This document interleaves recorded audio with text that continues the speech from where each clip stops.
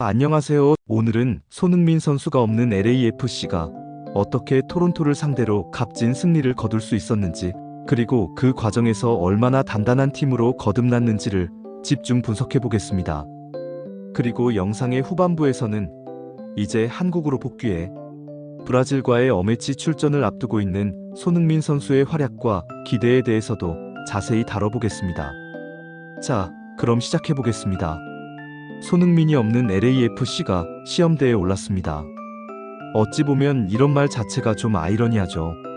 손흥민 선수가 LAFC에 합류한 지 2달, 아직 출전한 경기는 9경기뿐입니다. 그중 시카고전은 후반전 감각 점검을 위한 20분 정도의 출전이었으니 사실상 8.5경기 정도라 볼 수 있죠. 하지만 놀랍게도 이미 팬들과 현지 언론들은 손흥민 없는 LAFC의 모습이 낯설다고 말할 정도입니다.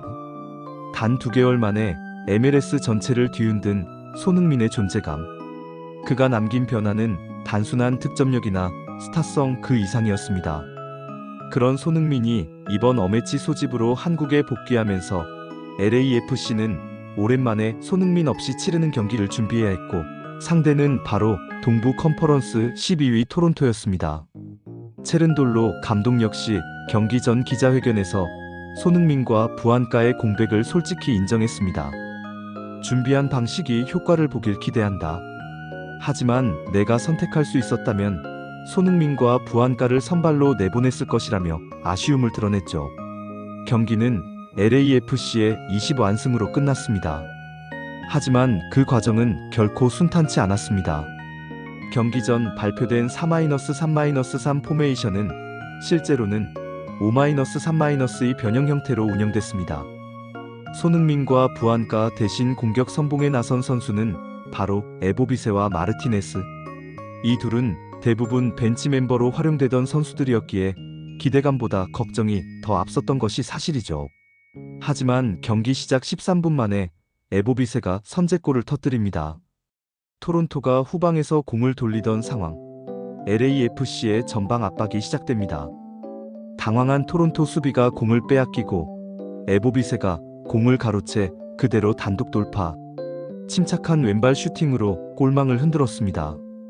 이 골은 에보비세가 약 5개월 만에 넣은 득점이자 시즌 4-5골이었습니다. 현지 해설진은 손흥민과 부안가 없이도 이런 전방 압박과 마무리가 가능하다는 걸 보여준 장면이라며 극찬했습니다. 팬들 역시 SNS에서 손흥민이 에보비세까지 살렸다. 이게 LAFC의 뎁스인가라며 환호했죠. 후반전에도 LAFC는 흔들림 없이 경기를 지배했습니다. 마르티네스는 날카로운 돌파로 페널티킥을 유도하며 또 한 번 존재감을 드러냅니다. 하지만 직접 키커로 나선 마르티네스는 골키퍼에게 막히며 결정적인 기회를 날렸죠. 결국 6분 뒤 그는 교체됐고 대신 투입된 아마야가 경기를 마무리 짓습니다. 토론토 수비의 실수를 놓치지 않고 골을 넣으며 2-0.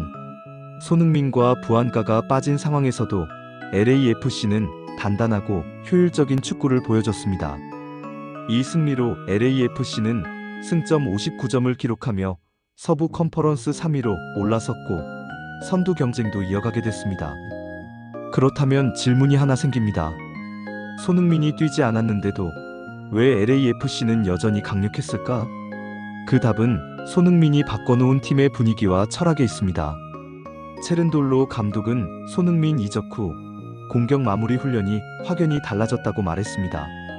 다른 선수들의 움직임도 좋아졌고 훈련의 집중도도 높아졌다는 것이죠. 실제로 LAFC는 손흥민이 온 이후 도입한 500기반의 전방 압박 시스템을 이 경기에서도 그대로 활용했습니다. 이는 손흥민이 없던 시절보다 훨씬 조직적인 모습이었고 특히 수비 안정감이 눈에 띄었습니다. 경기 통계를 보자면 LAFC는 전반에만 빅찬스를 4개 만들었고 토론토에게는 단 한 번의 빅찬스도 허용하지 않았습니다.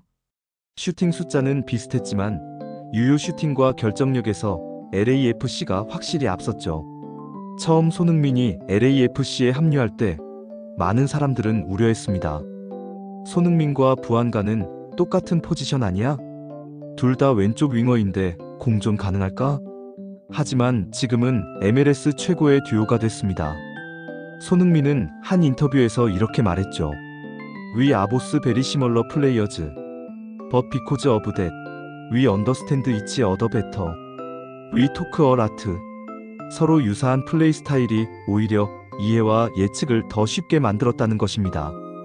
경쟁이 아닌 협력의 마인드, 그리고 부안가와 끊임없는 대화를 통해 손흥민은 팀 중심의 플레이를 추구했습니다. 이러한 태도는 다른 선수들에게도 영향을 미쳤고 팀 전체가 손흥민 중심으로 돌아가는 것이 아닌 원팀 원팀 시스템으로 재정비되기 시작했죠. 이제 손흥민은 다시 태극마크를 달고 브라질과의 어매치에 나섭니다. 10월 10일 저녁 8시 서울 월드컵 경기장에서 세계 최강 중 하나인 브라질을 상대로 한국 대표팀이 맞붙습니다. 브라질 대표팀에는 토트넘 시절 절친이자 브라더였던 히샬리송도 명단에 포함되어 있어 손흥민과의 감동적인 재회가 예상됩니다. 컨디션도 좋습니다. 팬 공개 훈련에서 밝은 표정으로 몸을 풀었고 국내 입국 후 곧바로 대표팀 훈련에 합류하며 경기 출전 가능성도 높습니다. 이제 손흥민은 또 다른 무대에서 또 다른 임무를 수행합니다.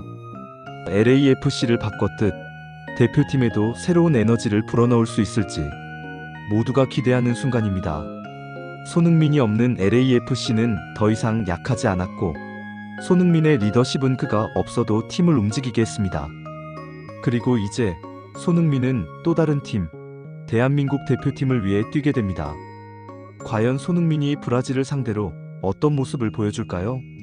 우리는 또 하나의 멋진 장면을 기대해도 좋을 것 같습니다. 이 영상이 재미있으셨다면 좋아요와 구독 부탁해요. 여러분의 작은 관심이 저에게는 큰 힘이 됩니다.